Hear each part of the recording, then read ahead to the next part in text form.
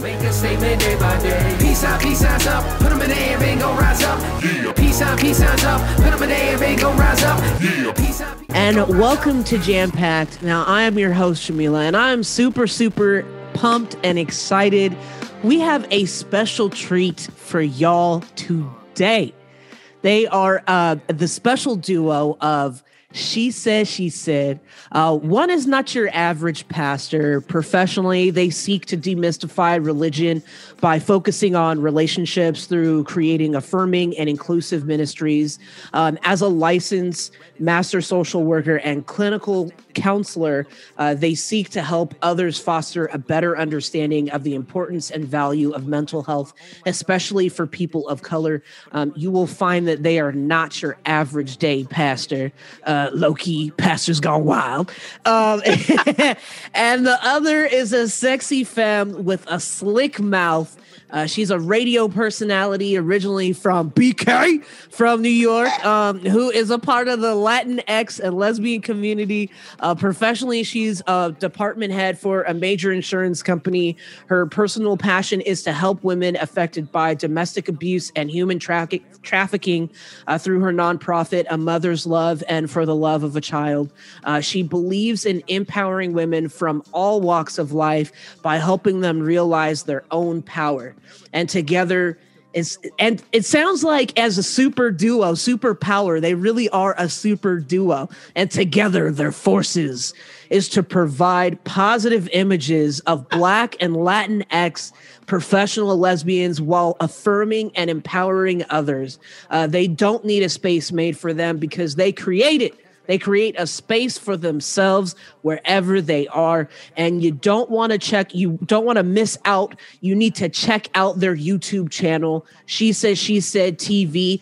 And on their show, the two have transparent conversations on a variety of topics with a mixture of humor, spice, and honesty. I love watching it, by the way. It's so funny. There is not a day you won't find them laughing with one another or at one another. Trust me. Before we even recorded, that is very true.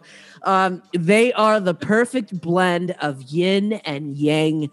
Make sure you also catch their show on Spotify, iTunes, SoundCloud, and of course, YouTube, where all the fun action is, where you get to see it, you get to hear it, you get to be in the moment with them. Joining us from South Carolina, folks, I bring to y'all MaJesty and the Minister. Woo! Blah, blah, blah, blah. BK, South Carolina, what's up? Pew, pew, pew, the Lord. Oh, how are y'all doing? We can't complain. We are here. It's cold, but it's not as cold as Texas, so anything is better than being there. Yeah. Absolutely. Yeah. I could complain, but ain't nobody listening no way. No. They got their own stuff. That part. I'm counting all joy. I love this. I'm so excited that y'all are here on the show, and that y'all were so open and receptive to it, because y'all are such an awesome duo, and I love what y'all are about and what y'all are doing, and the positivity and the love, especially for the LGBTQ plus community, and for folks of color. It's so important that we see that, and that we're able to find it, and I'm super stoked because I'm trying to think. I think I met y'all on Clubhouse too. We probably did, most likely. Yeah. Yeah. I think so. Yeah, I think I did. Right. I saw y'all. You were like, LGBTQ plus pastor. I was like, oh, hells yes. Sorry, Lord, but hell yes. And I went to your Instagram and I was like, yo, they are so dope. And I was like, let me just slide in these DMs and see if they're receptive to it. But yeah, like I was like, they probably just think I'm some crazy person. Just Actually, now, let me tell you, Clubhouse has made it okay for everybody to slide in the DMs. Okay, yes. So yeah, doing a little bit of ice skating in somebody's DMs. Yeah, it really is ice skating, just figure skating, just yes, just sliding on in. Yeah, Exactly. I have never checked my DMs as much as I do now because of Clubhouse. Because Clubhouse is like, no, you can't inbox on our app, but we gonna connect you to Twitter and your Instagram. They gonna hit you. Hopefully they have an Instagram because Right. I know if somebody doesn't have an Instagram, I'm like, I don't even have time to go to your Twitter right now. But we were excited when you hit us in the inbox because we went and did the same thing and watched your interviews and everything like that. You're phenomenal. you. So we count it an honor to be invited to something like this. So yeah, we're always trying to celebrate other people out there too within our community. So thank you. You, Jam Master J. Hey, from the minister. I love it. That's dope. Thank you. I appreciate that. That was very sweet. I wasn't ready for all that. Like I know different signs are like weird. Like some people can take a compliment, but compliments, I'm just like, oh, thank you. Oh, that was so sweet. I'm very loud and obnoxious, but I'm like, oh, you like me? Oh, thank you. Thank you. Spirit in common then, yeah. I'm like, okay, thank you. Right. Hiding under the microphone. Oh man, yeah. Oh, gotta love it. But before I, as usual, always get carried away, a little order of business. So the games that we're gonna play today are keywords and story time. So the keywords that we're playing with are church, social, work, pastor, and she said. But social work and she said need to be used together, but you could use them as individual words. Okay. Gotcha. Okay. Make sense? Oh, we got this. Man. Okay. Yes. And then and so the drink of choice is very interesting because it originally started with Stella Rose, and MaJesty got wind of the games and said, okay, I'm gonna get the moonshine. so MaJesty went to go get the totally just tossed the wines, tossed the Stella Rose, and got the moonshine. The mason jars of moonshine. Yes. That's the real life moonshine. That's the yes. I cracked it open and, I was like, oh boy. Yeah. Oh goodness. Well, thank goodness we're all safe at home. Because if I have moonshine, I wish I have a little thing of moonshine somewhere, but I don't know where it is. I might have to go ask Boo and be like, hey, while I'm doing this, can you find some moonshine for me? Yeah. Yeah. So in the meantime, I'm doing some French wine because that's way stronger. So this is the 14% bottle that I grabbed. Got your French goodness. So it sounds like I'm really going to be the only one drinking wine right now. But okay.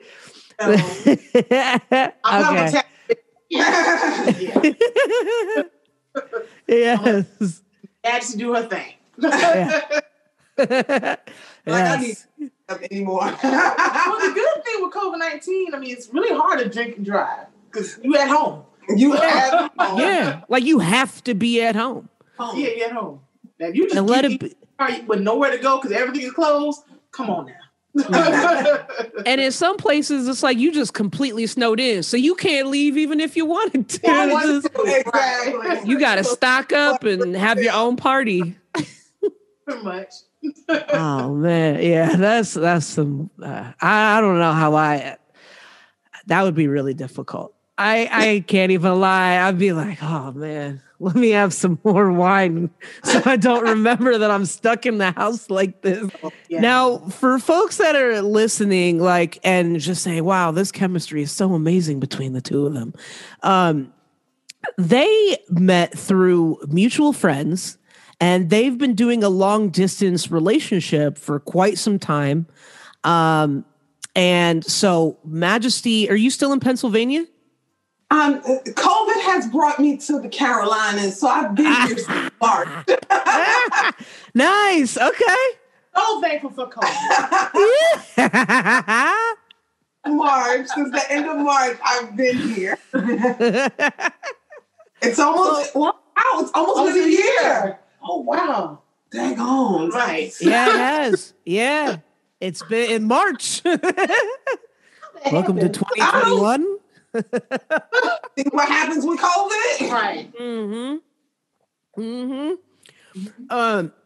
So for folks that don't know, like y'all actually met basically via online, but through mutual friends, because y'all had a lot in common, which happens to be that Minister thought that MaJesty was their soror. And I don't know, there seems to be kind of like a stigma against light-skinned AKAs. But light-skinned. I've been watching these videos. The documentation is there. Well, that is very true. It is. But minister saw that MaJesty was an AA. But you felt like MaJesty didn't come across. That you didn't come across too many LGBTQIAs through the same organization, same chapter. And then you met this light-skinned soror that blew you away. You know what? That sounds so much better than my version. No. But yeah, I mean, being in the lesbian community, I have not found many at all that were women that were members of Alpha Kappa Alpha Sorority Incorporated. So of course I'm like, oh, you know what? A soror. And not only that, but she's the founder of her own organization that embodies LGBTQA and straight women as well. So I was really fascinated, like, wait a minute, let me check this out. And then when I found out that a friend of mine was joining her organization, I really wanted to fact check this to make sure she wasn't perpetrating, because a lot of people, want to be members of the illustrious D9 and are not always really members of the organization. So I slid. And then, good. Oh, you admitted it. I just slide your DM like that. She slid in my DMs early in the morning and was like, hello, I just wanted to know if you were a member of Alpha Kappa Alpha Sorority. And I just thought it was a trap. And I was just like, who is this stranger and why are they asking me questions?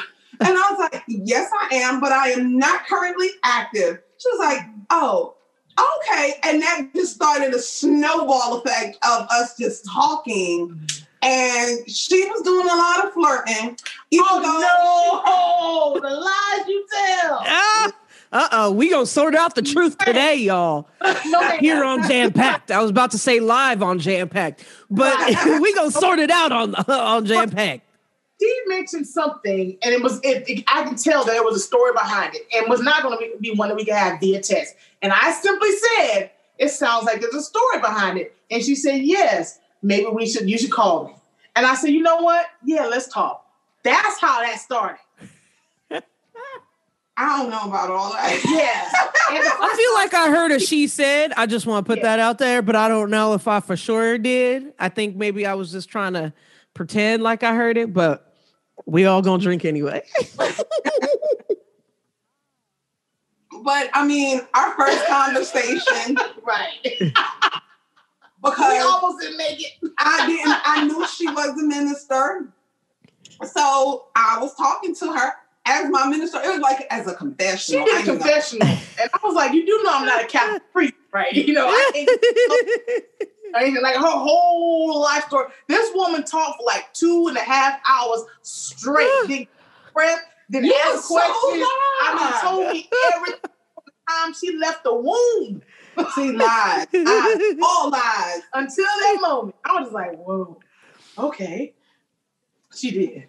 All lies. I know a whole life. All lies. One conversation. Yes, and I was just blown away. Because I was like, if we're not able to converse the next conversation, this ain't gonna talk. This is not gonna work. This woman can talk. She got a lot going on. Okay, in my defense, I thought I was talking to a minister. So I wasn't thinking about anything else. And then they started getting flirty on the phone. So I was like, oh, wait a minute. This might be going somewhere else. Okay. Oh, you flirted with me. We had already established this now numerous times. Don't have me call nobody on the phone now. Whatever.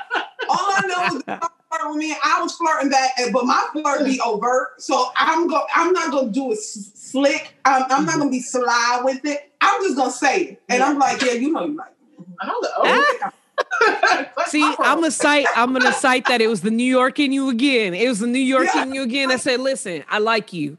Now what? Now what? That's technically what happened too. Because oh my God! So the second conversation. We conversed. We really did vibe. Actually talk. She let me talk. She let me word in. I was like, oh, okay. Yeah, what up? She's actually interesting. Yeah, this is much better. Somebody's trying to be, confess like you're your priest every time you talk to them. I'm good. I don't want to therapize, the person I'm dating. Good on that. Well, whatever. But what ended up happening was I was like, don't like me. So what's good? She saw all this chocolate. Yeah. Oh, Spanish girl, all this spice from Brooklyn, and didn't know what to do with herself. And she was just like, yes, I need to make Majesty mine. You sort out. I'm gonna get you there so good.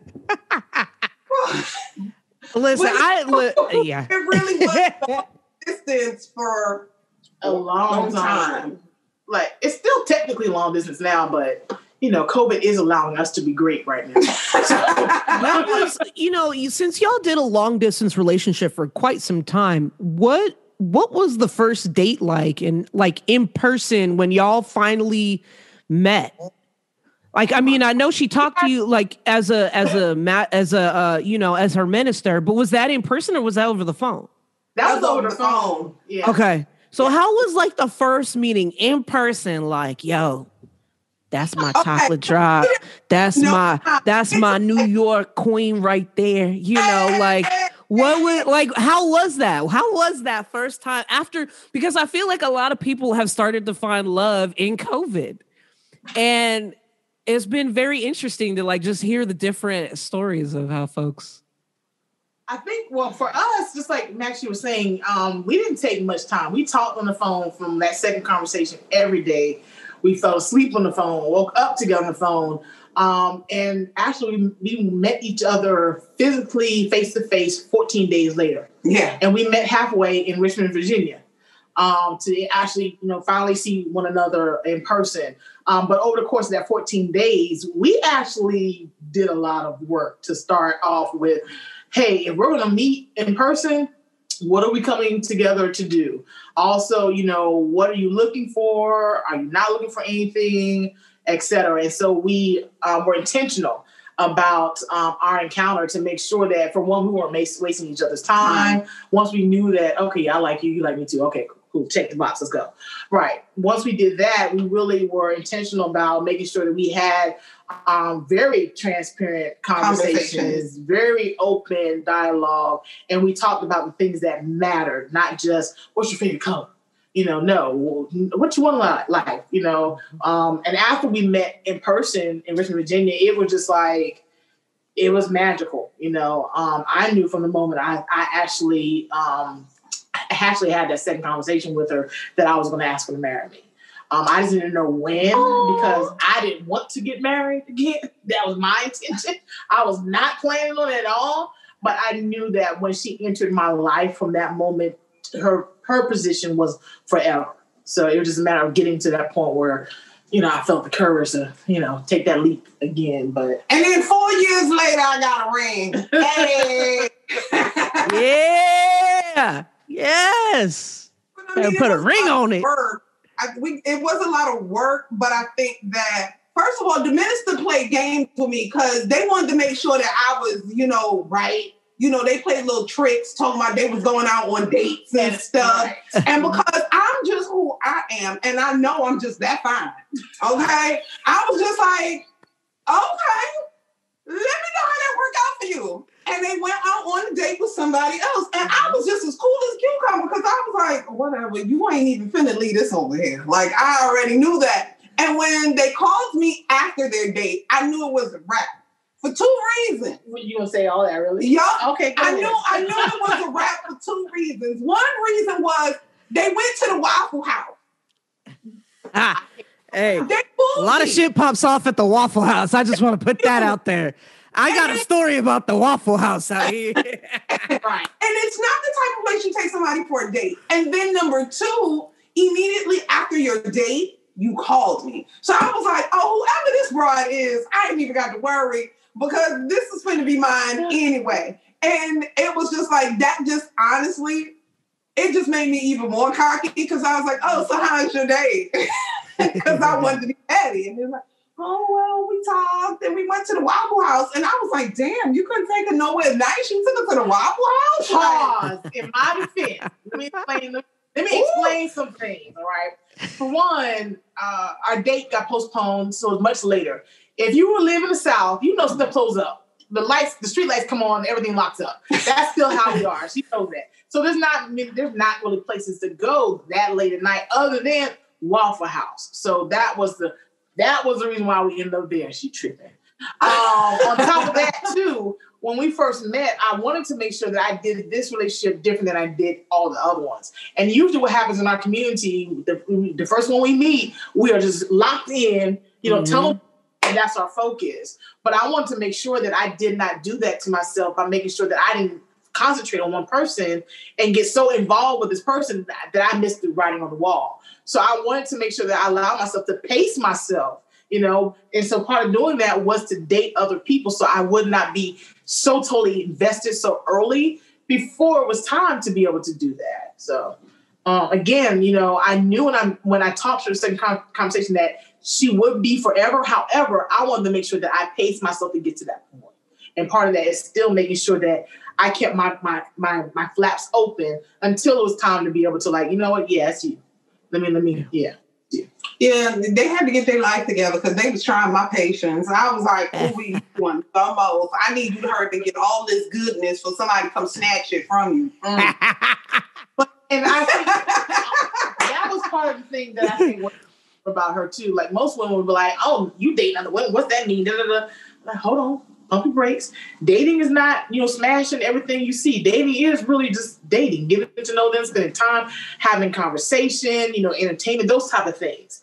And so when she took the stance of, okay, just let me know how it goes, I was really like, she thinks different than other women. I wasn't impressed at all. I was just like, she's more mature than, other women. So she's not bothered. I like that. That was very attractive to me.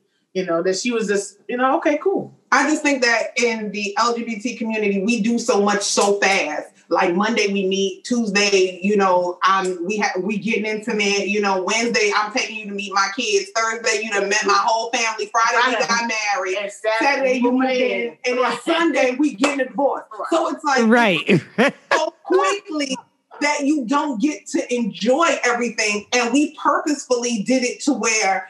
We didn't have a choice. And then another thing, we some seasoned lesbians.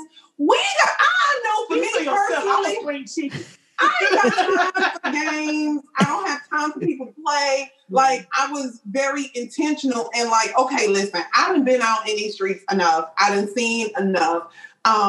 It's either I'm going to be with someone that I can see something long lasting with, or I'm not going to be with anybody at all. And when they met me, I was in the prom. I was doing everything. I was doing all kind of club promotions. I was at all these parties, all these black prides. She had her own plan. I had my own. I was dating little Phantom Philadelphia football players, which is a women's semi-pro football. I was having okay. I was doing all of the good things. And then one came and was like, stop. Right. I was. I told you it was that chocolate.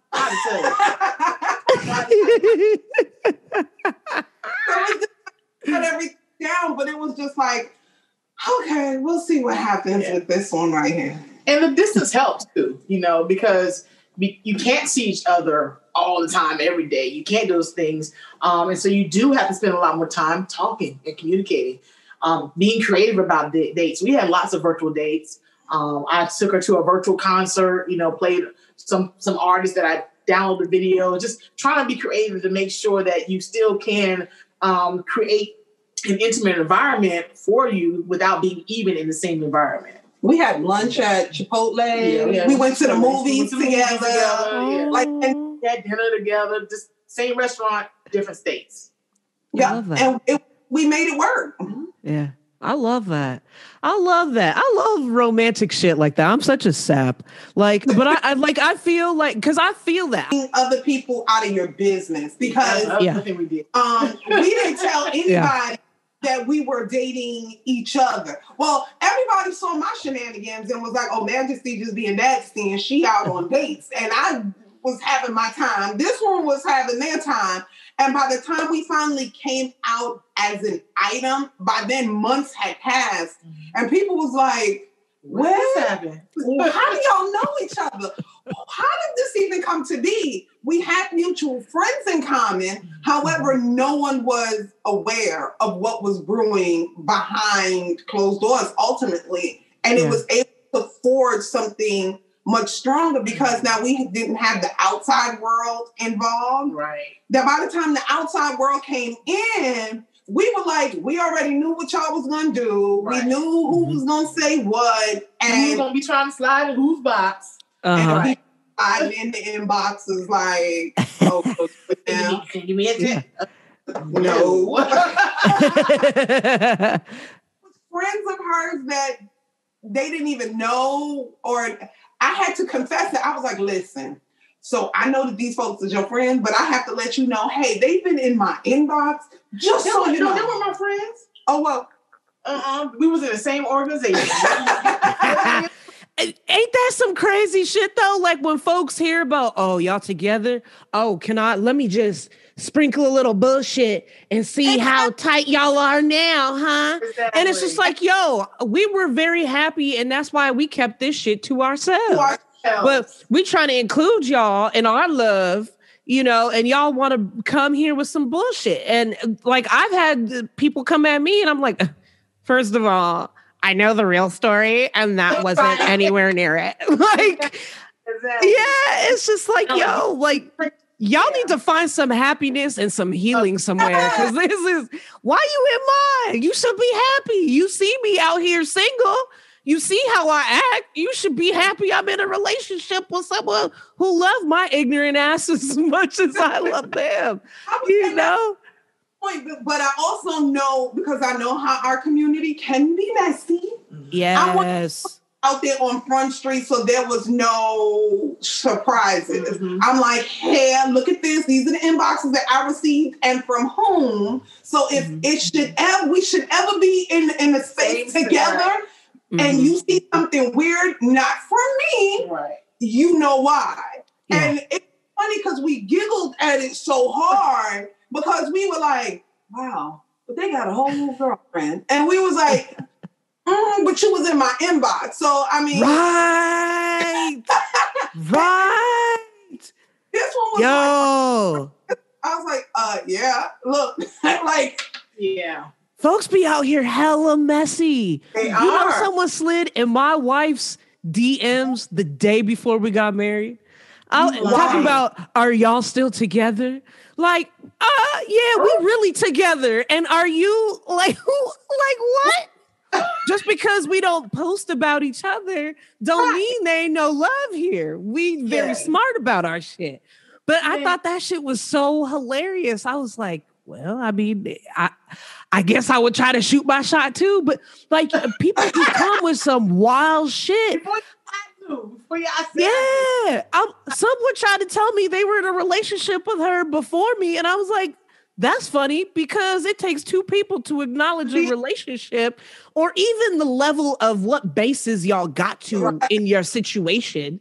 Right. But it's like, if this person is only telling me like, y'all didn't do everything you just like, come on, like go be happy with somebody, please. Because, but that's true though. The community can be so messy and a little thing can get totally misconstrued. Right. And we lesbians, so we always emotional. We cry.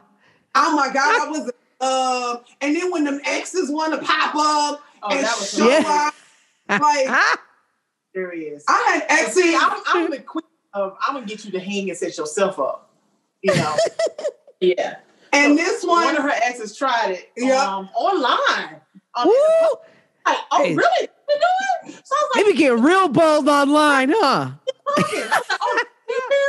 okay, not a problem. I said what I need to say.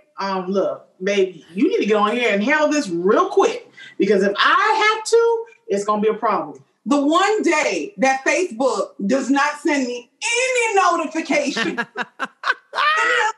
Facebook sends me all of the notifications about who liked the picture, who was on my post, who posted something new. Of all days, I promise you, no notifications. I go and I see all these notifications now. When I log into Facebook, I'm like, oh my God, a whole conversation that was over an hour and change long, back and forth. And I'm like, oh my Jesus. So now I delete the entire post because I'm embarrassed. And then I'm looking like, why is this fool even trying it? So now one thing you don't do, I always tell people, don't mess with my children and don't mess with my mate. So what do? I get on the phone and handle the situation immediately. What were you doing? What were you thinking? Okay, so now you were deleted and blocked. You do not have a privilege. Have a nice life. Yeah. Immediately. And you hung yourself. Thank you. And then this one is just like, get your people. And I'm like, why? I didn't do this. Like, Yeah. I'm at work. Like, I didn't do with this. But it goes to show how. And it's sad because our community shouldn't be that messy. But let me tell you, because we fall in love so fast, we get extra emotional, and don't let you be a Cancer or an Aquarius. Ooh. And, but I don't even know if it's just that. I think at some point in time, people realize that they lost a good thing, but not every good thing is gonna come back. Point blank period. Some close, and I think definitely in that situation, that was something that took place. Yeah, they recognized they lost a good thing, and they also try to play me because I'm a minister. That don't mean anything. There's several things that happen in the Bible that the dog on to beat some people up in the Bible. You chop some ears off. So there's other sides to that. So all it doesn't make me weak at all. So. They tried to minister. All I could do was just sit there and shake my head because I'm like, y'all don't even know the level of Patty. The level of Patty. Yes. How have relationships, or I should say maybe how has ministry and being a minister impacted your relationships and the way that you communicate with folks? And even in moments like that, where it's like, I'm a minister, but I'll still put these hands on you with all my pettiness. Like, how has that impacted the way that you deal with folks and communicate with folks? I think for me, I'm definitely aware of who and what I represent. However, I'm also aware too that we can't be so, holier than thou that we don't allow people to see that we're people as well. And when I say that, I don't say, I'm not saying like commit like blasphemy or anything like that, but at the same point in time, you need to be your authentic self. I think that is part of the problem where we try to put on a facade of perfection and all these other things, or holiness and all those type of things. That's not really the true makeup of who you are. Now, you'll never see me just get indignant, or I'm just going to start a fire. That's just not my character anyway. Mm-hmm. That's just not who I am. However, just like you said, I will put I'm about that life if I need to. Yeah. In mind, I'm going to protect, the church. I'm going to protect my family, my future bride, my children. That's not even negotiable. Point blank and period. And I think for me, that goes right along with ministry itself. There are some things that are very sacred, biblically as well, that is representation of the God that I serve. So I try to make sure that I'm reflective of that in life. But I'm first to tell them, I'm like, yeah, I can be petty. Absolutely. If you take me there, I'm going to ride with you. But again, I didn't drive the car there. I let you Right. I'm just the stop sign to let your ass know you cannot continue with this bullshit. Yeah. Exactly. And I'm sitting there looking like, y'all tried it. And I think part of that too is because, especially within our community, that we have been so shunned and ostracized from the church as well. A lot of people have experienced church hurt and shame and ostracization, that I don't want that to be something that I give with my message and my ministry as well. So I try to just be myself. I think I'm probably myself now more than ever, especially after meeting MaJesty. She's been so, oh my God, supportive in that and helping me, really see the effect that you can have when you are just a person, and stop trying to live a life of perceivable perfection, but at the same point in time, misery, because you'll never attain that. Just be you. I have my shortcomings. Sometimes some days I get it right, some days I get it wrong, but at the end of the day, I'm going to still keep living. So, what about you? The Lord is still working on MaJesty. Y'all keep me in prayer. Keep the minister in prayer too, because every day is a struggle. Let me stop. What I've taken from my new walk was, first of all, I had no intention on being anybody's pastor. Let me be clear. Man, that was not something I placed on her, required, or asked at all. I knew exactly what she did on the radio. I was like, that's your job. If you talk about sex, okay, that's your job. Oh, well, that's for me, that wasn't the person. That's where you are employed, period.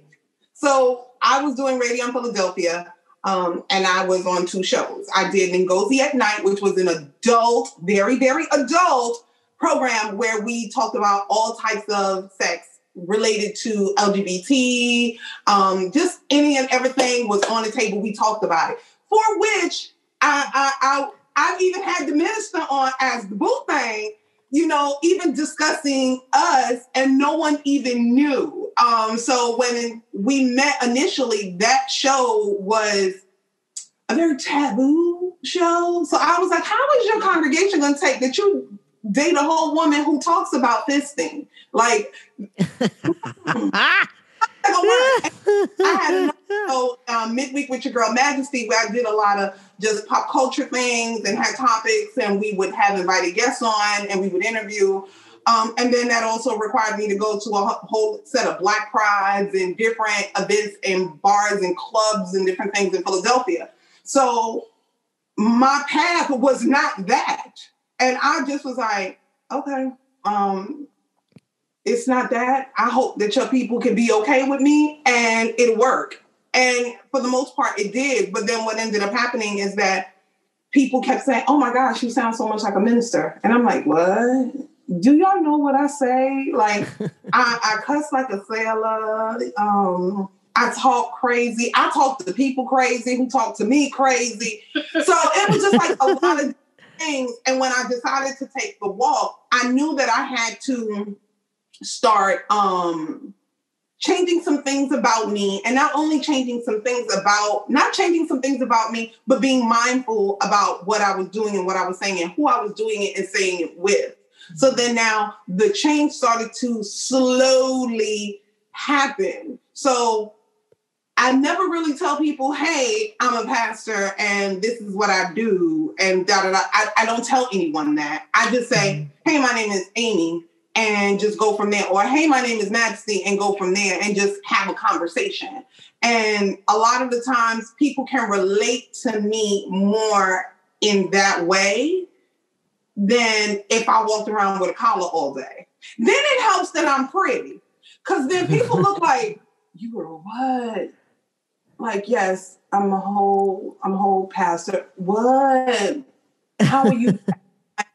Easy. What happened was I had to take some classes, and then, you kind of have to baby step people into those things. But honestly, a lot of people never saw this for me. But if you know me and you've ever heard me on the motivational speaking anyway, and even when I discuss things that I do with my nonprofits, a lot of my speaking engagements are just that, empowering women and doing those types of things, which is no different than me ministering to someone else. So in all actuality, it really wasn't a major change, or a major change from my audience to my audience now. They were already hearing these things from me already.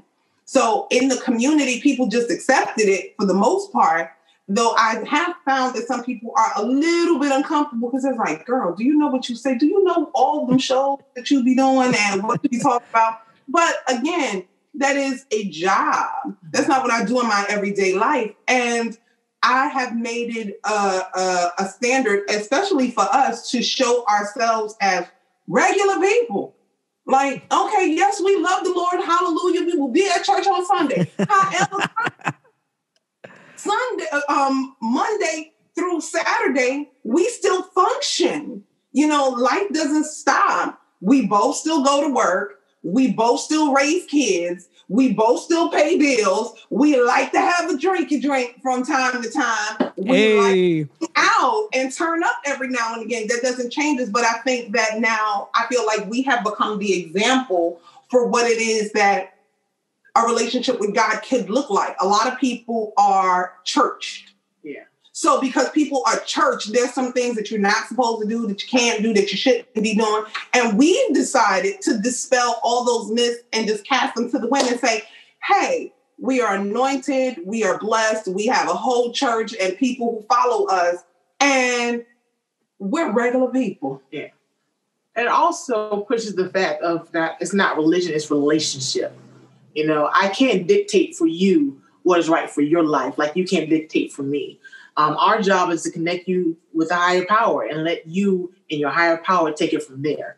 And you all dictate, just like our relationship. No one can dictate what happens in our relationship but us. Yeah. So we look at it, ministry, the same way. You know, we will connect you and help you along your journey and everything. But as far as what the confines and makeup of your relationship looks like with God, that's up to you. Let me be clear. Majesty is still majesty. I will still cuss you out. No, she won't. Try me if you want to, okay? Mm-hmm. Come for me if you would like. Can't promise it'll be a good outcome. I'm little Patty. She gonna look at you funny. No, she gonna want to have some words with you, but she's not gonna do that. I'm still gonna gather you together. And she will have you. You will clank them and I'm gonna do it real quick, and you're gonna be like, "What just happened?" Because I've done it to people, and then they look like, "What she just said?" And yeah, you didn't catch it that quick. But you know, I have not changed very much. I don't think about who I was in 2016 to who I am in 2021. I think you changed a lot. You think so? I definitely think so. Yeah. I'm not as crazy, maybe, because I was wild. I ain't even gonna lie. Your girl Majesty was more. Yeah. I was turning up and like even with just I'm gonna say a good friend of yours, just with that, allowing people to come back into your life that you've even just like, no, cast away, goodbye. You know, even being receptive of that's different for you. That's just me being mature and being a nice seasoned. But that's what I'm saying.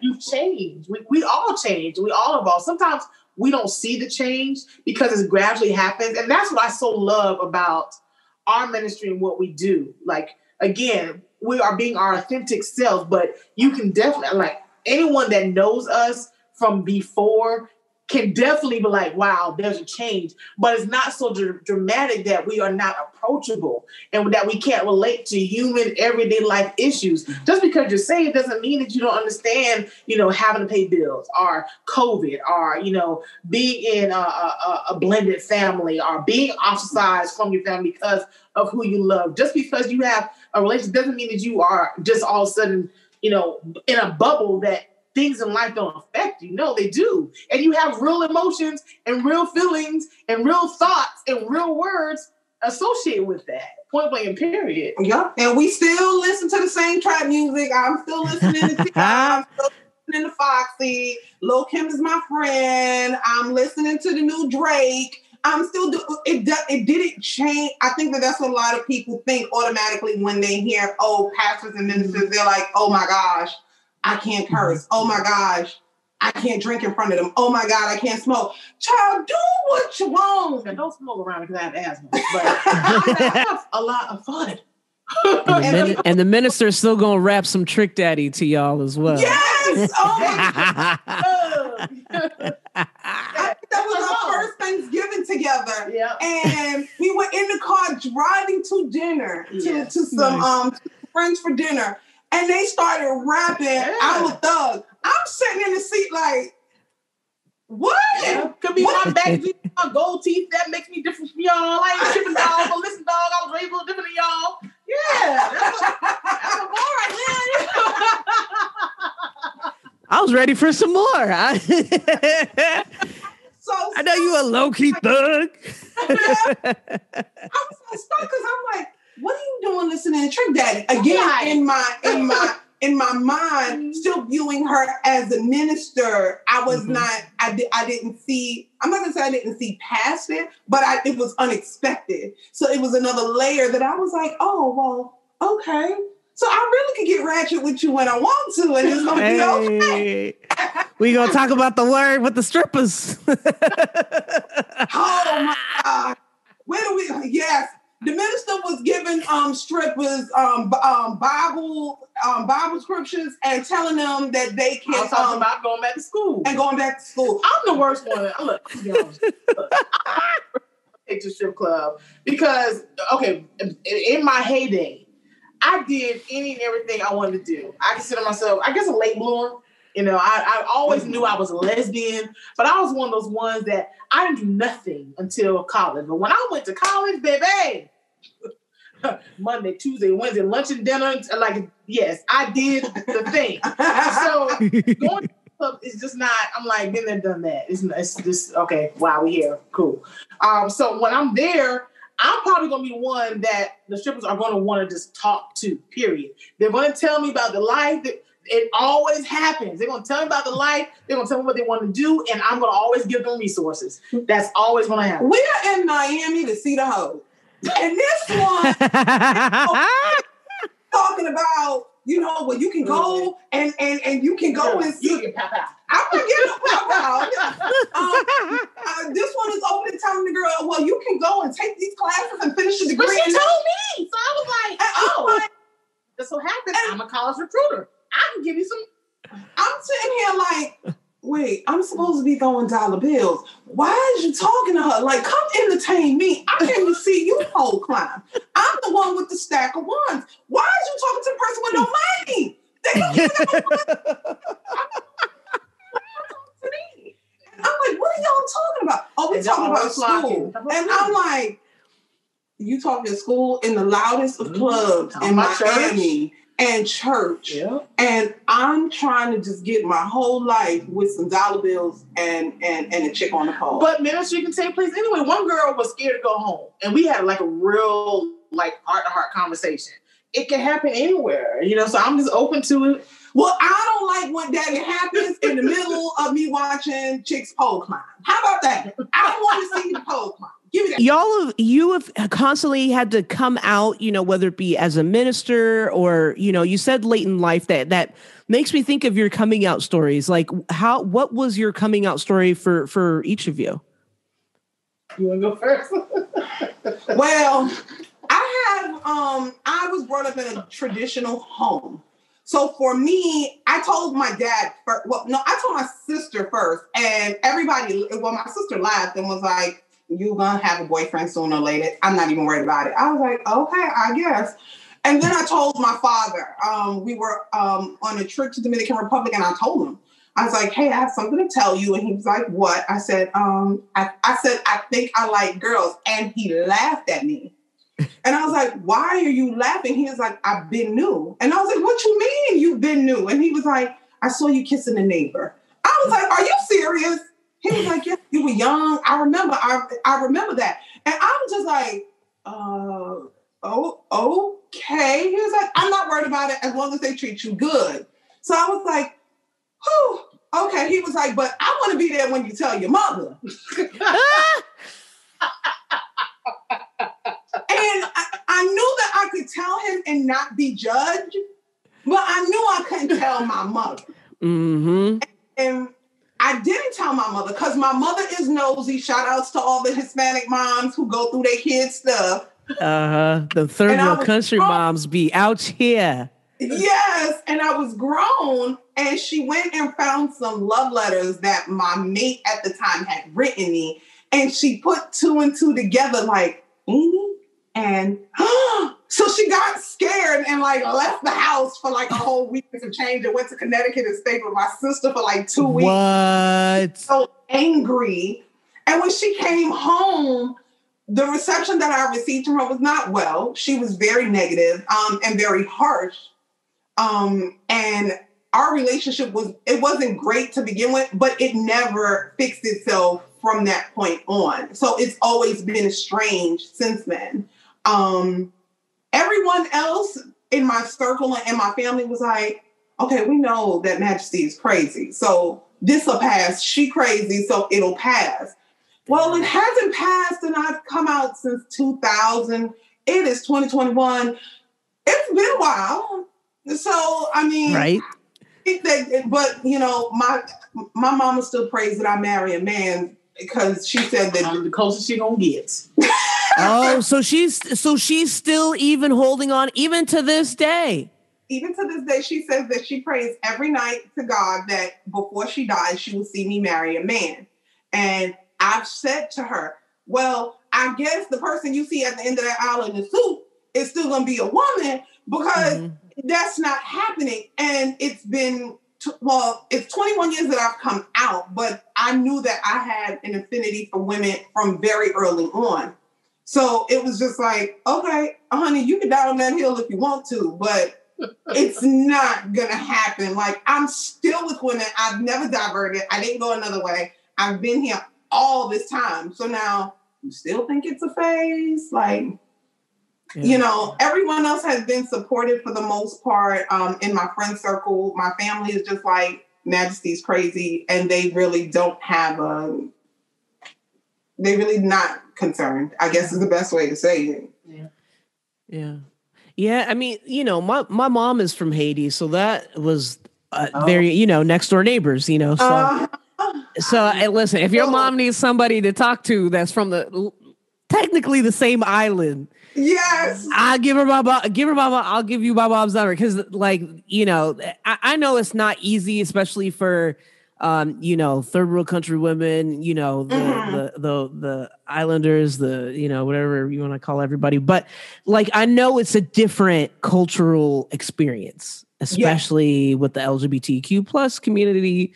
And in some of those spaces where it's still technically illegal, right? Yes. Like Jamaica and like it's, I did a deep dive research like years ago because I was like, well, I'd really love to be super gay in Jamaica, but I need to make sure that everything is okay right now.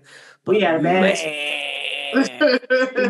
a bad experience and we didn't even want to go. Like, we were like, we're good, never again. Yeah, it was a stop on a cruise. And we were dressed with t-shirts and shorts, so it wasn't to say. And I toned it down, like I filmed out, just because I was like, okay, I know where we're at. Yeah.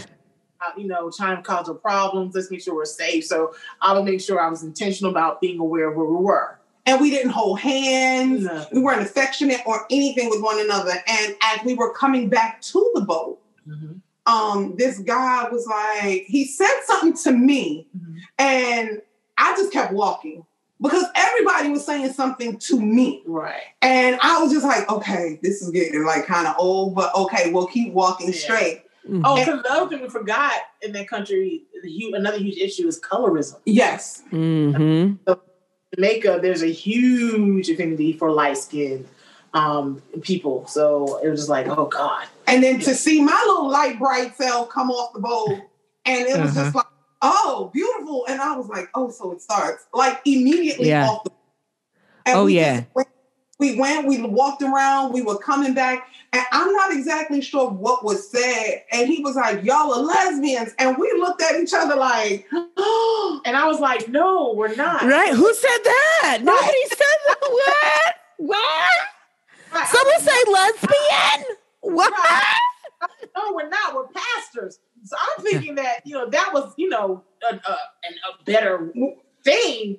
Yeah. That was worse. We don't do no women pastors here.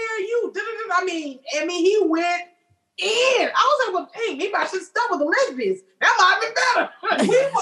Listen, you are in a foreign country that you know, and we knew it was just a stop on the cruise, and we were like, we're not gonna get off, and then ultimately we was like, let's take advantage of it, let's see what it is. Mm-hmm. And we did, and it was like, we will never do that again. We were like, we will not pay and not $1 to that country ever again. It was just, and it was scary because you hear the stories of people being killed, women being raped, and different things like.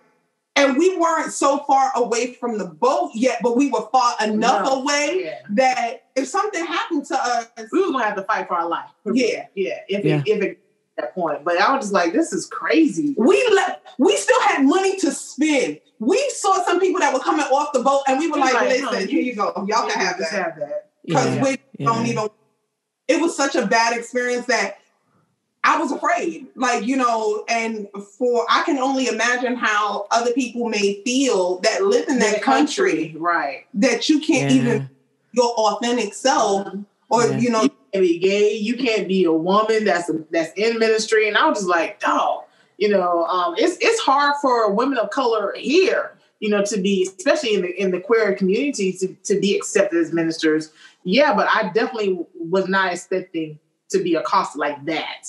Yeah, I really thought that would be, you know, our saving grace. Like, okay, we're fine. But I totally didn't even think about that being an issue in that culture, just how they view women in ministry. That was worse than being a lesbian. I was just like, this is worse. Like, that's so wild.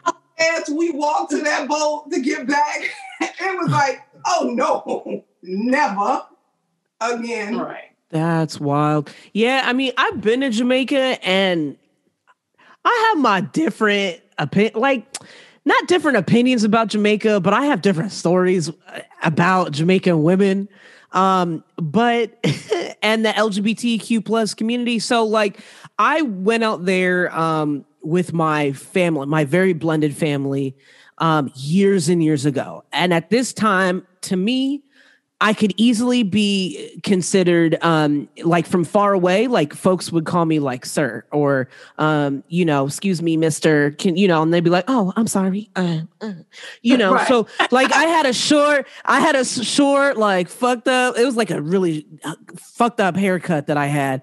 But it was a time of my life. You know, I had cut my hair and then it was growing and I was like, well, what am I going to do? You know, this was pre-locks. But I went to Jamaica with my family and I have 2 half brothers that are gay. And then it's me. So it's 3 of us that are gay out of like the 7 kids that my dad and my stepmom went there with. And so we were there, but I noticed because there is the older of the half brother. He, was more in touch with who he was. I think he was maybe already out or on the cusp. I can't even remember, but I think he might have already come out at that time, or he was getting close to coming out. Mm-hmm. And then the younger half brother, he was just chilling. Like he was kind of like that neutral vibe where you're just like, he's just a little kid. But it was me, the stud. And then you've got my brother who's, you could tell he a part of the community. And so we would go out and they had this person that would come with us. And I noticed she always stayed with my half brother, the one who was like, he's 10 years younger than me, but he's more feminine. And he was, you know, he's a part of the community. And I noticed they always had her with him to make sure that he was okay, to make sure that he was safe. Nobody ever came with me, just the stud. But it's almost like being a gay woman in Jamaica was more acceptable than a boy. You know, they've got their cuss words, patois, for, you know, the slurs that go for the gay community that are their reference to the gay community, I should say. And so, but then they would see me, but then it was like, I don't know if it was because they could still see my boobs that it was like kind of okay, but that lady never really left my brother's sight ever. And I was like, that is so interesting because I'm just out here, shorts, tank top, trying to be a sexy stud with a fucked up haircut, but I was just out there. And then, but even there was, oh man, now that I think about it, okay, wow. I had a lot of thoughts that just hit me all at once. So I apologize. And it had to do with Jamaican women because when I was there, so I had already put myself out there looking like an extra stud and baby stud. Let's not get too carried away. But she was like this gorgeous, beautiful, like Jamaican islander, fantasy. Like she looked like a girl from a Jamaican fantasy. I don't know. Like she was just gorgeous. Like it was like a night party that we were at on the beach, like vibing. And right, it was like a whole vibe. And then like I don't know what she was smoking, but she was like, oh, come with me. Like we were dancing and she blows it in my mouth. And I was like, oh, did anybody else see this? This was the most erotic, fucked up, nervous situation I've ever been in my life. And so I think some guys actually saw her do that. And I was like, but where did you go, girl? Like we were having such a good time. Right. But like we like kissed low key. And I was like, damn, this is so fucked up. Like this shit is illegal. They will kill folks. I tried to go to a gay club in Jamaica. They were so top. Yes. They were so top secret with their shit. Right. They were like, okay, you want to go to the party? Because I had to look for them on Facebook. JFlag, Jamaican, blah, blah, blah, blah, blah, for the LGBTQ plus community, basically. It's their pride organization out there. And they were like, okay, we'll send you information the day of. And then I looked it up and I was like, oh, okay, like how far am I staying away from this place? Right. And they were like, don't share this information. Like this is some top secret shit. And because they gave it to me like real discreet. And I was like, oh, well, I'm glad I get international situations. Like this is crazy. And because like it would be fucked up if you were trying to plan to go and then it's like, I got to wait till the day of, but I have no reception in this island. You about to be sitting where you sitting. Yeah. But I had Googled that place and there was a murder. Like there had been shootings at that place, like police killing folks at that same spot. And I was like, see, this is either a setup, someone infiltrating the whole JFlag organization, or y'all just need to think that y'all slick right now. Right. Like it was so crazy, but I was like, damn, like, girl, that girl was so, she was bad. She was bad. She was bad. I'm not even gonna lie. She was bad. I mean, my wife, I tell her about all my little raggedy whole life escapades, but thank goodness she still loves me. And then I just want to share my other Jamaican woman story. Like I had gone on a cruise and I tend to be a little extra social. It's always the cruise. I met this, oh man, I don't know, but her shit talking, I don't know what it was, but she totally got me with all her shit talking. I love a spicy woman that could talk shit. So I get it, Minister. I get it. I completely get it. But she was like, oh, Jamila, blah, blah, blah. Man, she'd be like, you need to do better. But she would talk shit to me on the cruise. Like she was like the, you know how they do the dinner on the cruise? And you have your go-to wait staff that always is your wait staff for the whole week. So she was a part of that. And I was like, hell yeah. So like, I worked that every day of the week that I was there trying to holler. And she's like, I'll go to the thing, after my shift, blah, blah, blah. And like, we talked for a cool minute after that, and I was supposed to go to Jamaica and like go hang out with her. And like, but I just got a bad feeling about going to Jamaica. And I was like, I'm going to reschedule for another time. I'm not feeling it right now, girl.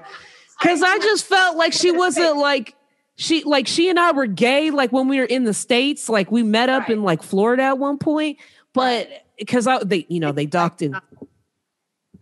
They dock in Miami. So I was like, I'll go get a hotel, like whatever. Let's hang out. Like, I know you only got a certain amount of time, but I was like, I feel so weird, like going to your country. Shit applies differently at your country, like in your country, you know? Yeah. And that was kind of our thought process. Like, if something happens here, who is coming to get us? Ain't nobody coming to get us. All I know is we was going to make it back to the boat. If it had to go down, it was going to be a bad story for him. But we was going to be okay. Yeah. It's a sad truth that it's like, we have to still look at these things. Like, we still have to Google and figure out, okay, who's a LGBTQ plus friendly country? Like, this is crazy.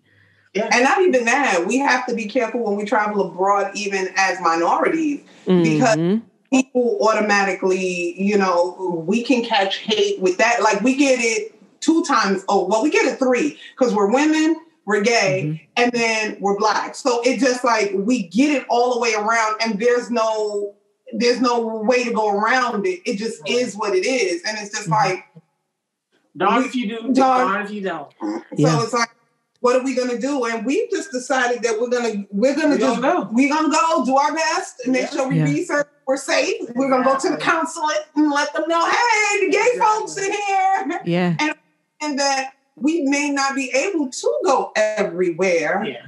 But, we're going to ride this till the wheels fall off one way or another, but we will never do Jamaica again. And for those who are thinking about going to Trinidad, don't go over there either if you are a woman, because they're like killing women and raping women in Trinidad as of late. Really? In Trinidad, yes. I don't know what it is that's going on in that country, but women are being targeted, raped, sex trafficked, and everything over there as of late. I don't know. COVID got people acting stupid. Being a pastor, being in the LGBTQ plus community, I know we didn't get a chance to talk about your coming out story. How was that? And how does that almost impact the way that you move forward, especially in very conservative places like that? Because I would imagine ministry in itself is a very conservative space. Mm-hmm. It definitely can be, but I think if you've seen tonight, and anybody that's seen our show before knows that I'm definitely not your average pastor. However, I'm very cognizant of some environments you go into. You do have to understand the culture behind it, the traditions behind it, and you have to make a choice on whether you're going to acquiesce to whatever is necessary or not. Not just choose not to go there. My experience in Iraq and Dubai were absolutely amazing. I didn't have any issues at all, but however, my role was totally different. I worked over there as well. So of course, how they saw me maybe was partly different because I worked for the government. So that also came with this level of understanding, I guess, and respectability. So I didn't have the normal experience everyone else did. However, when I went to Dubai, that's where I went to vacation. When I would leave Iraq. So, I had an amazing time. The guys took me around that were over there. They're from the country. They took me to the mosque. I wasn't supposed to go in, but they allowed me, to go in there and have kind of my own, worship experience, even in Iraq. So I think for me, I always say that I'm God's favorite. That's my thing. So I think no matter wherever I go, that he will always present an opportunity for me to, one, be safe, but to also have an experience and also make connections as well. My dad, one of his things that he always lived by was you never meet a stranger. And he's ex-military. So that's one of the things that he really instilled into me is being able to go anywhere with any kind of people and still always make a connection, which I think was why Jamaica was so off-putting, because that's never happened. I've always been able to go anywhere, even just as myself, and still be able to connect on some human level with people. But I enjoy the Middle East. I can't wait to take her there so she can have that experience, especially to Egypt, because I don't know if it's culturally, but I felt a connection even with just the continent. So I don't know if it was more of the country and countrymen welcome me into their home as a part, because that is the motherland, and it just, I felt at ease, at peace. I definitely had, tours and escorts. I was trying to learn a little bit of Arabic, before I left, to make sure I could, try to communicate. But it was an amazing experience for me. Amazing experience. Yeah. I mean, Dubai is crazy for even straight people, because if you hold someone's hand in Dubai and y'all are not married, you go to jail. That's not. I don't know. They hold hands over there, so I don't know. Well, they're probably married. No, these are guys. These are women. Like when you go to, it's very Americanized. So two guys can hold hands in Dubai. Yeah, in Dubai, but they don't consider them being gay. That is part of the culture. Guys hold hands and kiss. That's part of the culture, but they're not necessarily in the community as LGBTQIA community. That was not normal. I mean, abnormal. When I watched them, I was like, "Oh, this is what y'all doing?" But they were like, "Yes, but they're not, necessarily gay. This is just a sign of friendship and closeness." Like they were very comfortable with being affectionate as straight male people. Our women. Well, so I was like, "Oh, this is what we're doing. Okay, cool." Well, all right. They out loud and on the low at the same damn time. I feel like you still didn't share your coming out story with us. Because I'm curious of the coming out of the minister. Like that. I mean, I know my wife's journey, and her family was hardcore into religion. And like when you spend your New Year's in the church, it's real. So I've never done that, but I know she has. And I grew up Catholic. She and so I guess they were Christian and her dad was Catholic. So she kind of had like both sides of it, but her mom was like hardcore religious. Like she didn't even come to our wedding because she was talking about souls being damned and shit. So that was like a whole other thing. Yeah. Have y'all seen the movie A New York Christmas Wedding? I'm gonna start like telling people about this movie more often. Have you? Yeah. We had the director and the actress that played Jennifer.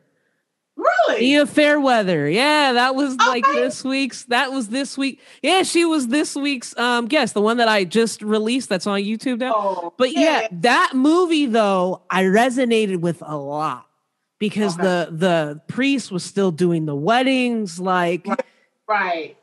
So y'all have seen it. Yes. And we love it. Oh, yeah.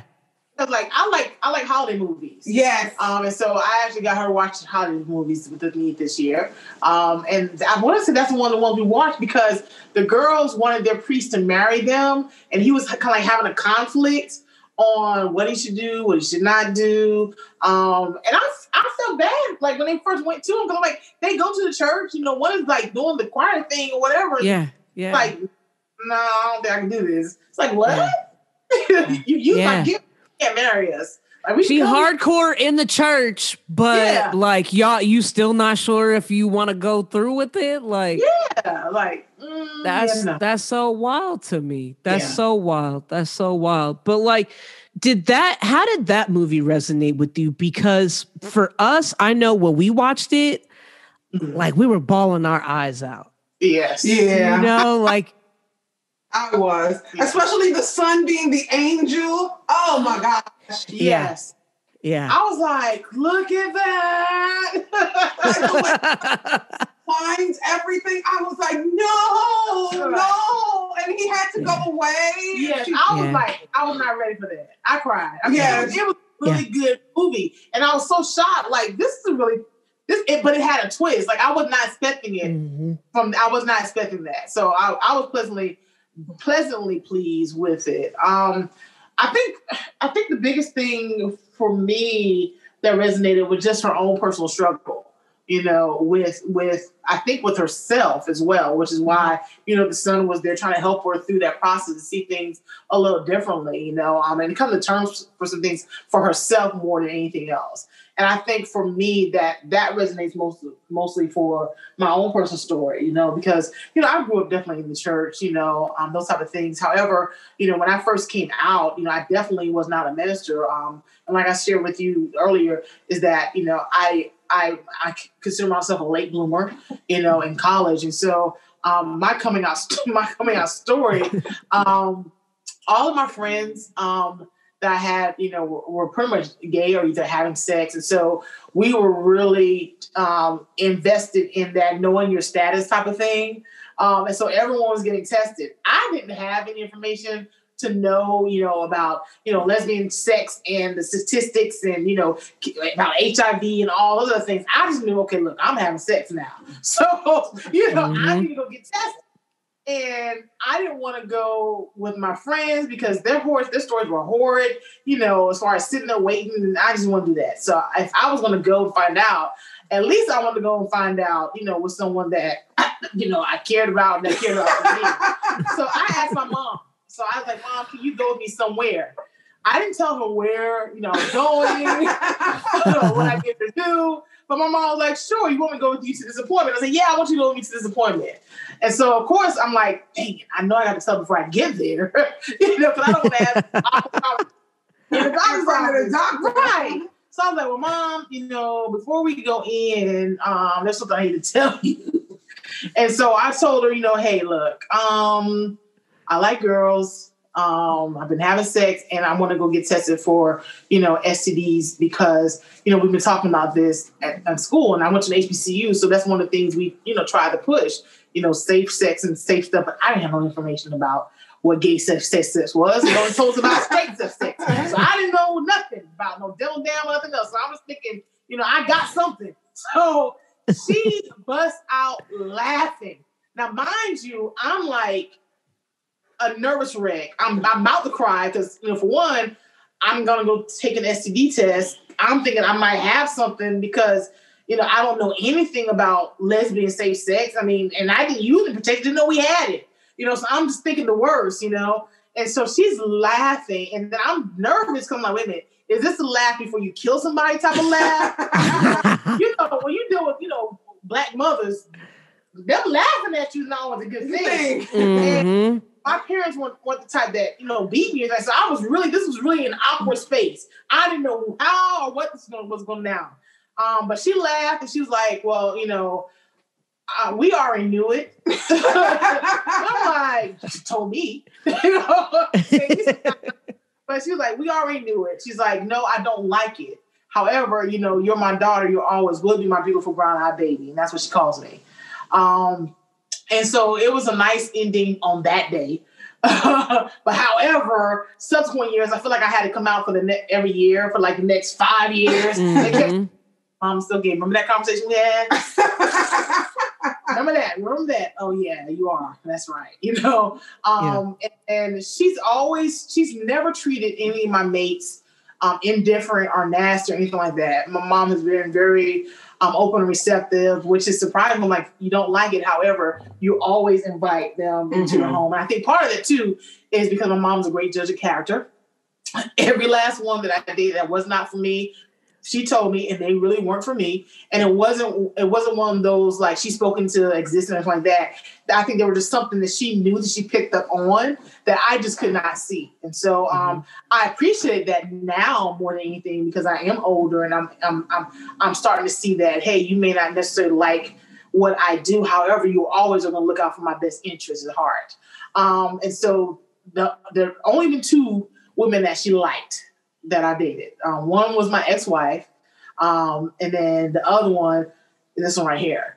There's only been one ever allowed to cook in her kitchen. And that's this one right here. And so she asks about her and she inquires about her and, checks in and jokes and have banter. And she likes to hear from her and those type of things. And so I think for me, the evolution, there's all that time I've been able to see how much she's grown too, because that's hard, being from the South, hard country South, like country South, and being in the church, all your life, there's certain things that they are instilled in, like that's ingrained, that's really hard for them to overcome. And although, our generation, like, you should get over it, those type of things, it's hard to get over your faith system that make have you questioning even, your God in essence, for them, it's that serious. So I have to really put that in more perspective. And I think that really helped me be able to forge a relationship with her after I matured a little bit, got over the fact, like, okay, look, you feel how you feel, I feel how I feel. As long as you never disrespect or try to come in between, we're at a good place. And I think that has allowed us to create a more authentic and transparent and beautiful relationship now. Because she writing. Yeah. Like, I call her mom and telling her, and she tells her to make sure she takes care of me, that she watch out for me, protect me. Like, she's like, okay, where's Amy? Like, look, make sure you take care of my daughter, because I think part of that comes from too, that she understands this is who I'm going to be with. And so she wants to know that when she's no longer here, that I am going to be cared for. I'm trying not to cry. Oh my God, I'm about to get emotional. That I'm going to be cared for by someone just as much as she would care for me as well. Yeah. Yeah, and I think her mom really knows that. Especially, we had a little health scare with this one because they all had it, and they don't even want to listen and go to the doctor when instructed. And I thought I was tired.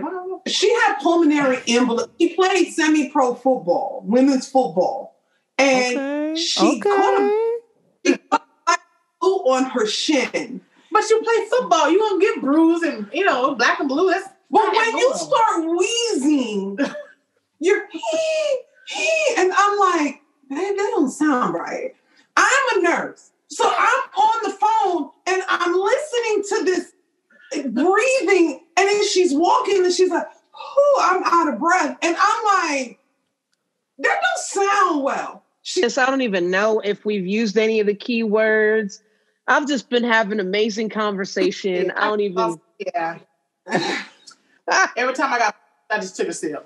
Yeah, exactly. Every time I feel a little extra parched. I think this wine's going to do me some good. I need to refill myself. Yes, but before we get out of here, let's throw in some story time. So basically, a story time is one of my favorite improv games that we would play. So we go A to Z in alphabetical order, and we're going to go around. We'll go A, B, C, D, and we're going to try to piece together a story, but we only get one letter, and we're piecing together a story. So it's like, so it's like one of those like listening, but you still have to like think of your letter for A, B, C, D, all that good stuff. I'll try to keep track of it as best as I can. I'm so going to be a visual learner. I'm not an auditory learner. I'm like, what? Yeah. It's all right. I try to do like a recap, like every once in a while, of what we have, just so that we don't lose track. Because me too. I'm the same way. Yeah. So it'll go MaJesty, then Minister, then myself. So we'll go in order, and we'll try to put together a story of, we really don't know what. We could be MaJesty on the radio. We could talk crazy, put together a crazy story. Or we could... Yeah. You stay trying to yeah. We got MaJesty on the mic, you know what I'm saying? She about to throw these bars down for y'all. I wish. Yes. Stream of income. Yes. So, MaJesty, you can start, and we're gonna start with A. Okay.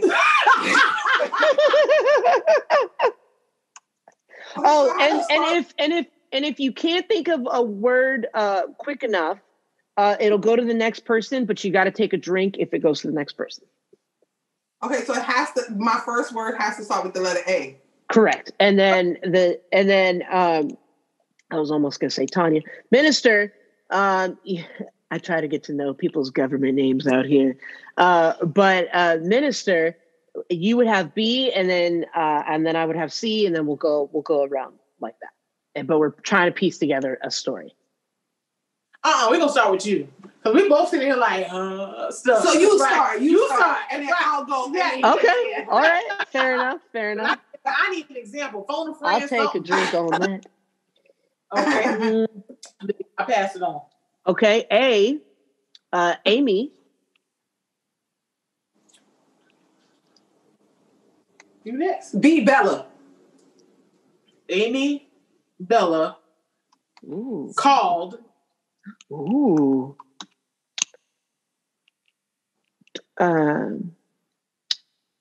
Dynasty. It was the name of a person. Empire. What was that? Empire. Empire. Mm. 4 FOR. Giving. So what? Giving. Okay. Head. In.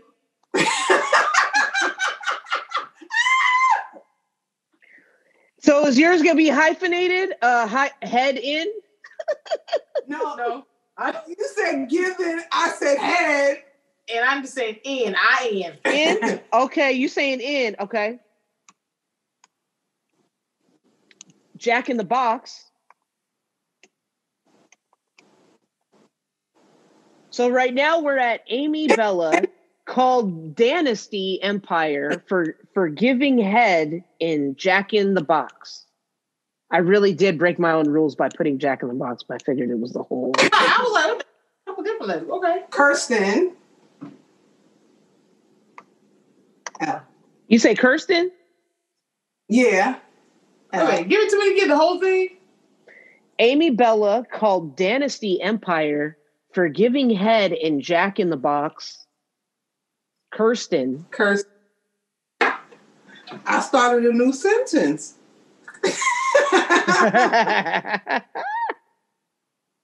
L. Listened. Ooh. Mindfully. Not. Oh. You suck. Like, that doesn't make no sense. Kirsten, mindfully. What was it? Where we at now? Mindfully not. You said Kirsten, right? Yeah. Like a Okay. name? Yeah. Like a name. Okay. So Kirsten listened mindfully, not Only.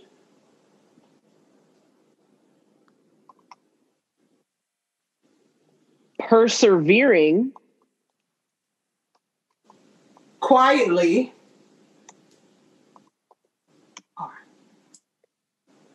Quick like a cat. Quick like a cat. Your mama.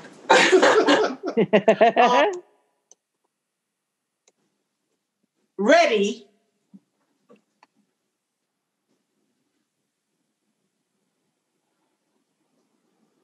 I'm gonna take a drink. Okay. So right now we have Amy Bella called Dynasty Empire for giving head in Jack in the Box. Kirsten listened mindfully, not only perceiving quietly, ready.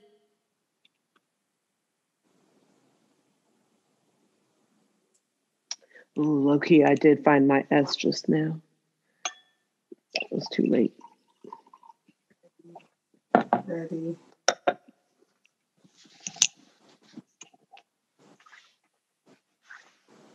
Spitefully. Ready, Okay. spitefully.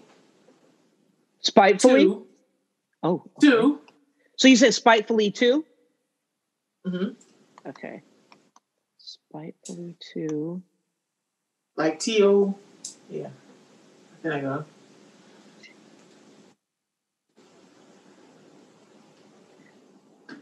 Utopia.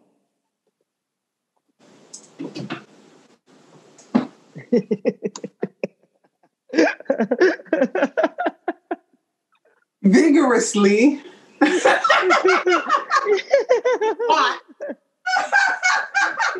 What's that? Watch.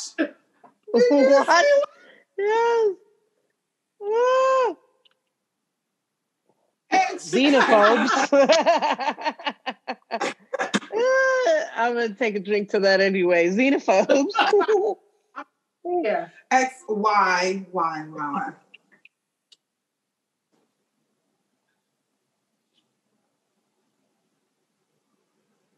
I'm gonna take a drink. I have no idea.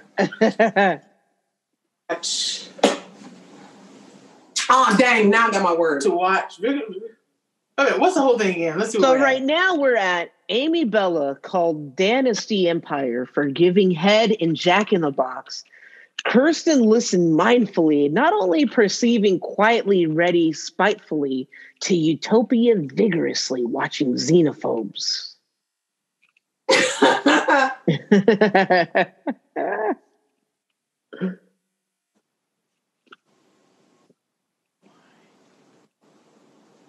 Yearning.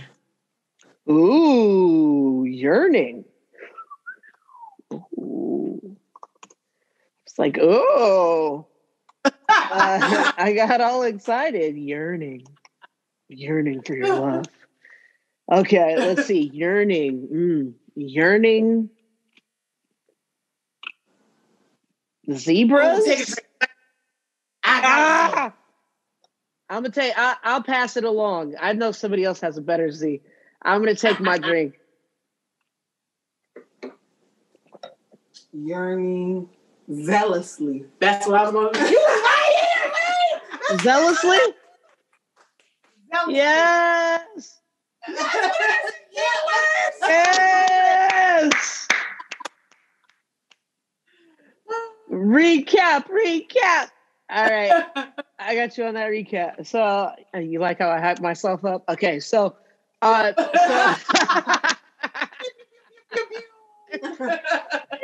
over here doing the robot by myself. Like I'm like, can you see me now? Technical difficulties.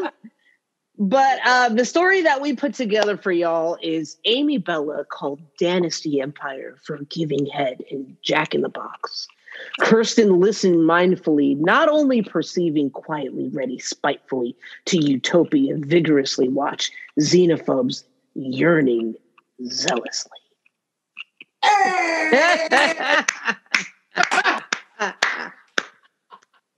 Yes. I was like, I don't know where this is about to go. That was a whole journey and a half. That was amazing. That was amazing. And this has been amazing. I have so many more questions about religion and LGBTQ plus community. I'm almost like debating, do I put a pin in it and say, hey, what y'all doing another time and want to come back? But you know, I would love to come back. I feel like I'm in a real life like YouTube video with y'all right now. Like this is like hella crazy. This is hella wild. But this has been so dope. And to hear both of y'all's journeys and what y'all go through, I completely understand. And I think this next step in life has also showed me a lot, you know, like with my mother-in-law now, like before leading up to the wedding, like she sat us down. Look at me, the yearned. I'm over here using some of your words, but I didn't even mean to. She had summoned my mom, myself, and my now wife to meet with her to like sit down and let us know that yes, she loves me and approves of me, but that she still is not about it. She's not going to be a part of anything wedding related. For folks that are out there that want to actually be an ally and help and communicate and really be a part of the solution rather than perpetuating the same bullshit that we've been fed of what's really true and real in life as far as being a human being, being a good human. What would you say to folks out there that are listening that are like, you know, I still come off a little bit like an asshole, but I'm here listening to a very gay ass podcast right now and watching it, but I want to learn and I'm here to learn. I used to watch stuff and be like, I don't know shit about shit, but I would just watch and learn and like, and just try to take it in. For folks that are like, actually, if they're here in this space with us listening, then that means that they're actually at a point where they might be open to the process of being a better ally. What would you say to those folks, especially when they use religion as this, I don't even want to call it a crutch, because I feel like that crutch be like given out, like it doesn't make sense when they use religion really as a crutch, but they using religion to justify their lack of understanding for another human being loving another human being. I think probably even for the both of us, when we think about just, religion in general, and it can be any religion, one of the common threads and the denominators, when you really get past scripture, Torah, theological debates, and exegeses, using Greek or Hebrew and hermeneutics or anything along those lines, when you really pull back the layers, the common thread for every religion out there is love. And if we operate from a space of love, that puts us in a position to be compassionate, to be understanding, to embrace differences, and still treat everyone as the way we want to be treated. If we operate under that guise alone, the world will be in a different place. Mm-hmm. Relationships between mothers and daughters and sons and fathers, whether they're gay or straight or anything along the lines, will be different because we will still have that common thread of love. And we will find peace in allowing people to be people and to live a life that is giving them an opportunity to be their true, authentic self, and knowing that it doesn't stop you from still being your true, authentic self. Us being lesbian or gay or straight or queer doesn't take away from you being you. And to just remember, at the end of the day, we all want to be loved, and we're all capable of giving love as well as receiving it. I think to kind of piggyback over what you said, for whoever's watching this, if you have a flaw, how would you feel if your loved one shunned you and just dismissed you for that flaw? Whether it was because you're going bald, or you're missing a pinky finger, or you have a birthmark. That's kind of what it is for us in the LGBT community and how we feel. It is who we are at our core. And for you may not understand it because it's not meant for you to understand, because at your core, you are who you are. Do not diminish who I am at my core because you don't have a full understanding of what it is to be me. Instead, just take a moment and try to understand me on any given level. And let's find some commonalities so that we can root ourselves in that and grow outward. And I think that if you start in that, everything else will just fall into place. Let's get to a common ground and a common space, and let's grow outward and just operate in love, ultimately, still at the end of the day. Focus on the things you can agree upon. Yeah. Because those far outweigh our differences any day. Any day. Yeah. I love that. Because that's so deep and that's so powerful. And, there's so many parents that are just missing out on that really deep, beautiful moment to have with their kid. Really exposing myself and sharing myself with you. And you are constantly having to come out in some way, shape, form, or fashion.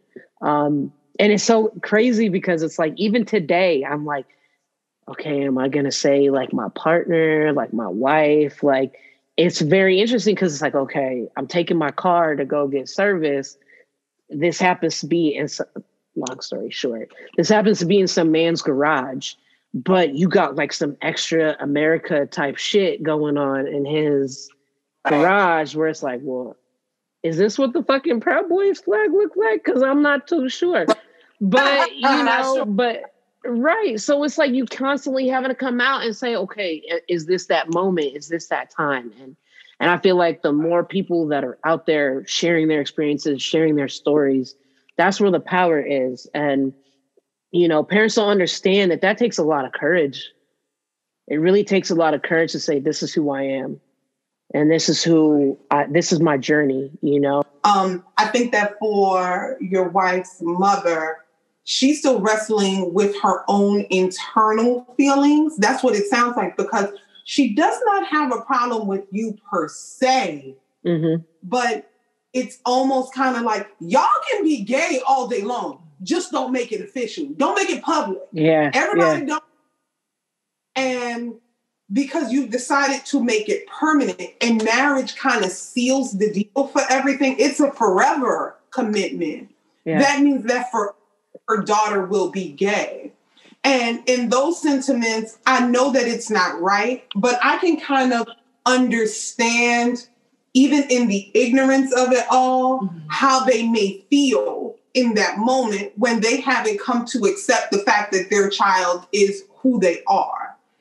I don't even want to say goodbye right now, but yeah, this has been so much fun. Like, before we get out of here, we normally do like words of wisdom. What would be some words of wisdom that you would leave folks with? Words of wisdom. Live, love, from each of you, as minister points to MaJesty to start, but I know now. They still going. Live, love, and laugh. Like, that's been kind of a model that we've been keeping in spite of all the crazy things that have been happening. All we can do is live, love, and laugh. And that's been kind of one of the things that's been pushing us through. Yeah. I would probably even add to that, be gentle with yourself. We're not perfect. We make mistakes. It's always easy to forgive someone else, but also forgive yourself. Yeah. I like that. I did, yeah. I think my words of wisdom will be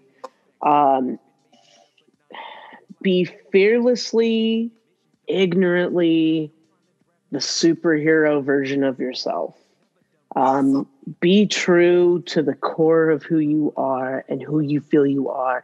If you're a fucking asshole, you better be the most hilariously asshole in all of the land. Yes. Be the best version of that is all I ask. I think that's going to be my words of wisdom. Just be the best version of you. And best doesn't mean conservative or strict or what you think the people need or want. Like, fuck all of that. Just be yourself, and whoever is for you will be for you, and whoever's not for you is not for you. And that's okay. And that's completely okay. And I think that was one of the hardest things for me to ever understand in life, was not everyone is going to be for you. And you want those same people to be for you, but at the same time, maybe it's not your season. Maybe you're going to come back. Maybe it's not ever going to come back. Right. But you just got to let it be the way that it's supposed to be and enjoy the moment for exactly what it is, with who that it is, and appreciate that entire moment. I feel like there's so many times where I'm like, damn, like I was feeling this or feeling that, but I wasn't really in the moment. But then there's other moments where I was like in a different mindset where I was like, yeah, like, let me be in this moment. I'm really going to be depressed or sad. Let me really be in this moment and really dissect the fuck out of what's going on. But be objective in your thought. Be objective in the way that how somebody else might be coming at it. And I love the balance that y'all have been bringing to this conversation, because you're also bringing the side of, okay, what are the moms possibly going through? What are they thinking about? I think so. Sometimes we get so often caught up in our own emotions and feelings that it evokes, that we're like, no, fuck that. They should know how I feel, you know? Yeah. But it's the understanding fully, if you were in that position, how would you feel? Exactly. If this is what you know, if the X, Y, and Z is what you know in life, how would you feel? What would your train of thought be?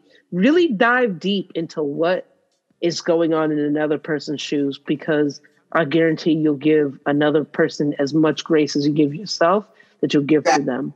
And I think that's also another important thing, because as much as it was difficult to hear that my mother-in-law was not going to be at the wedding, it took a mourning process in a sense.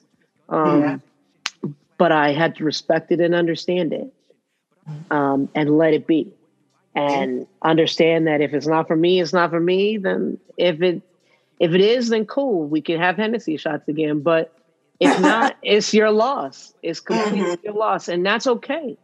That's your life to live. Yeah, exactly. You just have to understand the impact and the depth of the people that you're impacting in that decision. Yeah, exactly. You know? But the beautiful thing about that is that you all didn't stop living. You know? It didn't stop you all from living the life that you all wanted to live. And I love the fact that you stated that some people may be there, some people, may not, And I oftentimes look at my life as a show.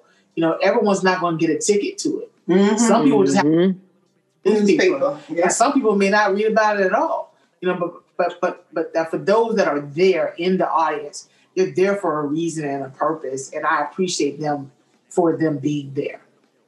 And that's it. I love that. I fucking love that so much. I'm sorry to be cussing so much in front of the minister right now. But I felt that so deeply. And, I think the older I get and I was trying to apply to grad school, long story short. And I had to think about what was the added value? What is the added value that you're bringing to a conversation, a situation, life, an episode, whatever. And I love that there's so much value in this conversation, in this episode of what we're talking about.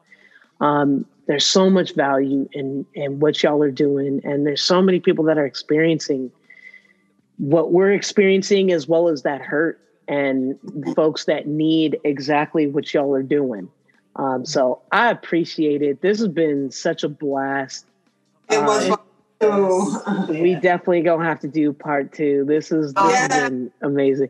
We had technical difficulties for folks listening. But we had a lot of we had ungodly amount of technical difficulties. In the post-production, if you've made it this far, as my wife enters the door just now from running errands, she's like, you're still doing your podcast? No, now she's checking the bottle of wine. Now this might be an issue. But there have been some technical difficulties, and the devil is alive. We will not let that shit go down. We go let the truth be the truth. We have had technical difficulties. Yes, we have. Yes, we have. She is also my former producer. She wanted to just remind me because she walked in and told me she's my former producer. She had to stunt on me one good time, but she was my producer at one point.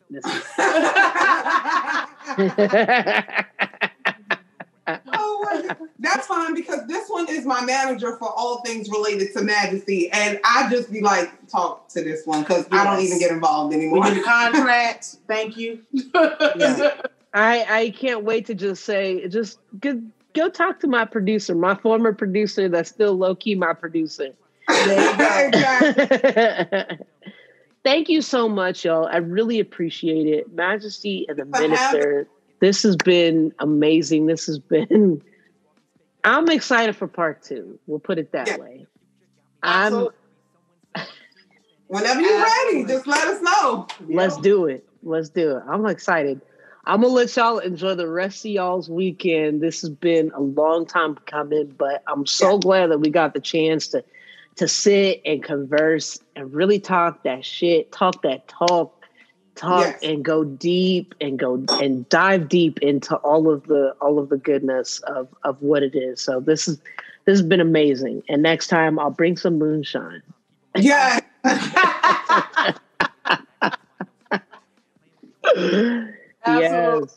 Yes. Thank you so much. I appreciate it. And I guess also, it's so weird when I sign off on Zoom. I'm like, oh, that's right. I got to sign off on Zoom.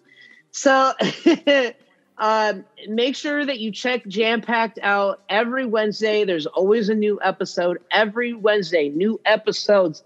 Jam-Packed. We are on all of the streaming platforms that you get all of your podcast fix from Spotify, YouTube, as well as iHeartRadio app now.